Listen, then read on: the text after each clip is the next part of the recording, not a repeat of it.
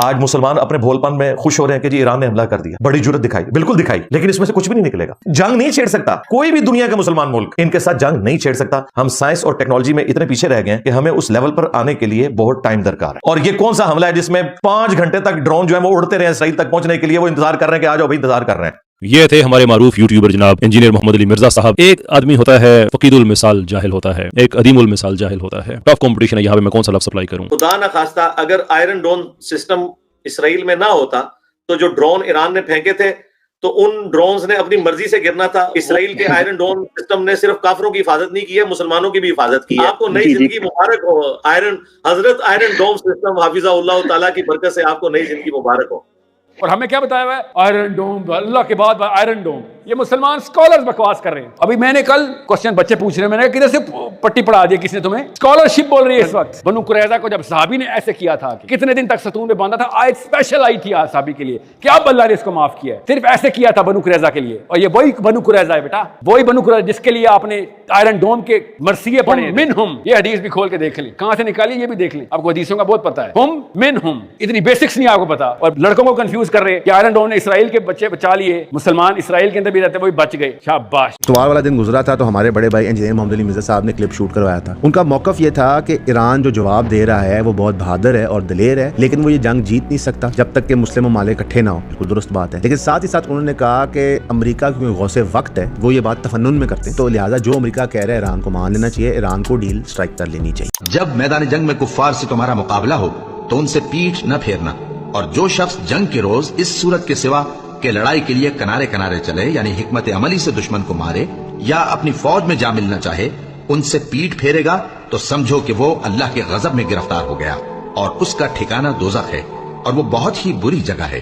اور تم کو کیا ہوا ہے کہ اللہ کی راہ میں اور ان بے بس مردوں اور عورتوں اور بچوں کی خاطر نہیں لڑتے جو دعائیں کیا کرتے ہیں کہ اے پروردگار ہم کو اس شہر سے جس کے رہنے والے ظالم ہیں نکال کر کہیں اور لے جا, اور اپنی طرف سے کسی کو ہمارا حامی بنا, اور اپنی ہی طرف سے کسی کو ہمارا مددگار مقرر فرما.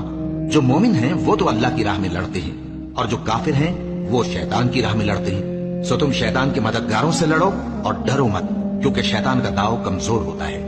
فرسٹ آف آل انجینئر صاحب, آپ سے بہت کچھ سیکھنے کو ملا ہے, سمجھنے کو ملا ہے, اور آپ استادوں کی جگہ پہ. لیکن میرا یہ بھی ماننا ہے کہ جو استاد ہوتے ہیں وہ بھی انسان ہوتے ہیں, اور ان سے بھی غلطی ہو جاتی ہے, خطا کے پتلے ہوتے ہیں. تو میں آپ کا بہت بڑا فین ہوں کہ آپ نے فرقہ واریت کو جو ہے وہ جڑ سے ختم کرنے کی بھرپور کوشش کی ہے, اور بہت کچھ آپ سے سیکھنے سمجھنے کو ملا ہے. لیکن جسٹ فرقہ واریت کے اوپر یا پیر فقیری کے اوپر میں حیران ہوتا ہوں آپ کے اوپر کہ جب بھی کسی مسلمان ملک پہ جنگ کی مطلب کوئی بھی جنگ کرتا ہے, یہودی یا کوئی بھی اسلام کا دشمن, اسلامی ملک کا دشمن, جب بھی کوئی حملہ کرتا ہے, آپ کی میں نے جب ویڈیو دیکھی یہی دیکھی ہے کہ ہمیں نیگوشیٹ کرنا چاہیے, کیونکہ وہ اسلحے میں اور سائنس میں ہم سے بہت زیادہ ہے. یوں تو پھر آپ علیہ السلام کو, صحابہ کرام کو روکنا چاہیے تھا جنگ بدر میں, جب ان کی تعداد تھوڑی اور کفار کی تعداد زیادہ, ان کی ٹیکنالوجی تھوڑی اور جو کفار تھی ان کی ٹیکنالوجی بہت زیادہ تھی.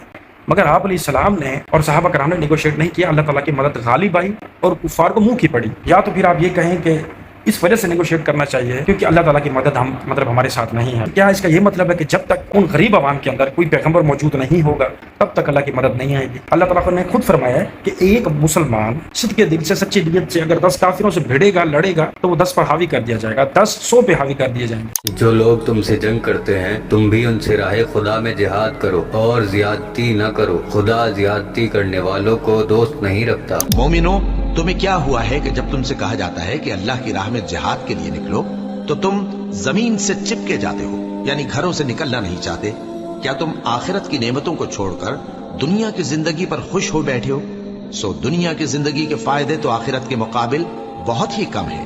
اگر تم نہ نکلو گے تو اللہ تم کو بڑی تکلیف کا عذاب دے گا, اور تمہاری جگہ اور لوگ پیدا کر دے گا, اور تم اس کو کچھ نقصان نہ پہنچا سکو گے, اور اللہ ہر چیز پر قدرت رکھتا ہے. تو یہ وہ ساری باتیں تھی, یہ وہ سارے سوال تھے جو کہ سوشل میڈیا پہ کمنٹس کی شکل میں, ویڈیو کی شکل میں ہر بندے نے تقریباً اپنی ویڈیو میں انجینئر محمد علی مرزا کی اس بات کو ہائی لائٹ کیا ہوا ہے. ان چیزوں کو میں نے آپ لوگوں کو سنایا کیونکہ اصل بات اب میں آپ کو 1 سے 2 منٹ کی میں آپ کو کلیئر کرنا چاہتا ہوں. ہمارے جو باقی مسلم کنٹریز ہیں نا, جس میں سعودی عرب آتا ہے, دبئی آتا ہے, پاکستان آتا ہے, اگر یہ ایران کے ساتھ مل جاتے ہیں تو پھر امریکہ یا اسرائیل کسی بھی اسلامی ملک کا کچھ بھی نہیں کر سکتا. ہم صرف ٹویٹر پہ بیٹھ کے, ٹک ٹاک پہ بیٹھ کے, यूट्यूब पे बैठ के वीडियो बना रहे हैं कि ईरान ने ऐसे की तैसी कर दी इसराइल की, तो ये अब अमेरिका की खैर नहीं है, फलां की खैर नहीं है। बातों से जंग जीती जाती होती तो ये जितने भी बड़े आपको सहाफ़ी नजर आते हैं ना, ये बहुत बड़े कमांडर होते हैं। ये जो सहाफ़ी रिपोर्टर आपको नजर आती हैं, या ये जो लोग व्लॉग्स बनाते हैं, ये जनरल कर्नल होते हैं। लेकिन बातों से जंग नहीं जीती जाती। अगर रसूलुल्लाह सल्लल्लाहु अलैहि वसल्लम और वो चंद सहाबी जंग बदर के अंदर काफिरों पे हैवी हो गए थे, अल्लाह की मदद गालिब आई थी, तो उसकी वजह ये थी कि उनमें से कोई मुनाफिक नहीं था, कि दिल में मैल नहीं थी। आप अलैहिस्सलाम और सहाबियों के दिल में कोई मैल नहीं थी, इसीलिए अल्लाह की मदद भी गालिब आई। अब देखा जाए बाकी ममालिक क्या कर रहे हैं, यही कर रहे हैं। उनके जो लोग हैं, जैसे हम लोग हैं,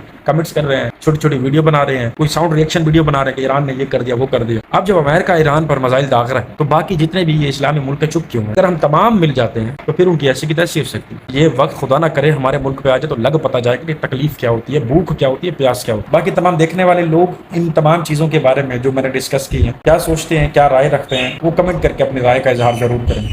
हाँ, पाकिस्तान के ऊपर दाता अली अजवेरी का दस्ते शफकत है, और हमारे एक बुजुर्ग हैं वो बगदाद शरीफ से गौसे पाक की औलाद में से हैं, तो वो बगदाद से ना पाकिस्तान तशरीफ लेके आए। तो उनका तैयारा जब आया ना लाहौर की फिजा के ऊपर, तो सैयदजादे गौसे आजम दी औलाद ने उन्होंने फरमाया कि बेलियो, और जो नूर मुझे बगदाद के अंदर नजर आता है वो मुझे लाहौर की फजा में नजर आ रहा है। कहते हैं वो नूर केड़ा है? वो नूर दाता अली अजवेरी का नूर है। तो जिस मुल्क में दाता साहब हो, हाँ, दाता साहब के बारे में मोदी नु पता नहीं ना है। मोदी वो ख्वाजा अजमेरी कह गए ने, गंज बख्शे फैज आलम मज़ार नूरे खुदा ना किसारा पीरे कामिल कामिलारा रानुमा। दाता साहब दी जेड़ी दरगाह है ना, ओ ते मरकज औलिया दा काबतुल्लु शाख बशुद ई मकाम, और कामिलारा किबलाए आमद ई मकाम। जो नाकिस दाता अली अजवेरी की बारगाह में आ जाता है, उस नाकिस को दाता साहब कामिल बना के रवाना कर देते हैं।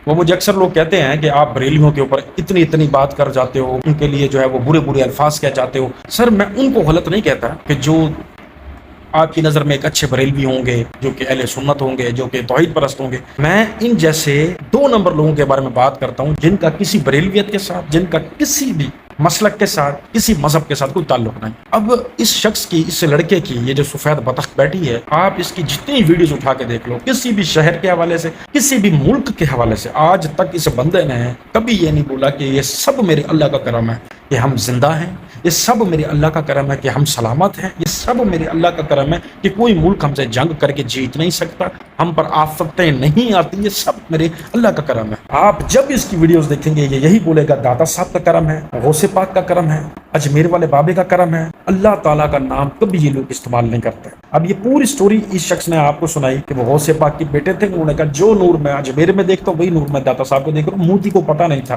कि भाई यहाँ दाता साहब रहते हैं। मेरे भाई इतने बड़े बोल मत बोलो। हजरत मूसा अलैहिस्सलाम ने सिर्फ इतना बोला था कि मौजूदा लोगों के हिसाब से इस दुनिया में जो सबसे बड़ा आलिम मौजूद है वो मैं हूँ, और अल्लाह ताला को ये बात नागवार गुजरी थी। हालांकि वो पैगम्बर अलैहिस्सलाम थे, अल्लाह पाक का करम था उन पर आजमाइश आ गई थी। आजमाइश से बच जाओ, नहीं तो तुम्हारी ये दरबारें दाता साहब वाली नगरियां ठोक के चले जाएंगे और तुम बाल भी बीका नहीं कर पाओगे किसी का। ऐसे लोगों को अगर कहें कि आप सच्चे मुहिब्बे अहले बैत हैं, इश्क अहले बैत हैं, आशिक रसूल सल्लल्लाहु अलैहि वसल्लम, बुजुर्गों से प्यार करने वाले हैं, तो आए हमारे इलाके में फ्री ऑफ कॉस्ट आके आप बयान करें।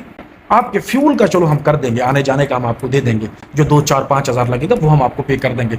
जो रोटी दाल साग बनेगा वो आप खाएंगे, क्योंकि बयान है वो नबी अलैहिस्सलाम आपके भी है, हमारे भी हैं। हम आपको लाख रुपए नहीं देंगे, हम आप पर चंदे भी निछावर नहीं करेंगे। अगर ये लोग आपकी गली से भी गुजर जाएं तो मेरा नाम बदल दें। ये लोग सिर्फ माल और दौलत के पिट्ठू हैं, ये सिर्फ खजाने भरने के लिए बैठे।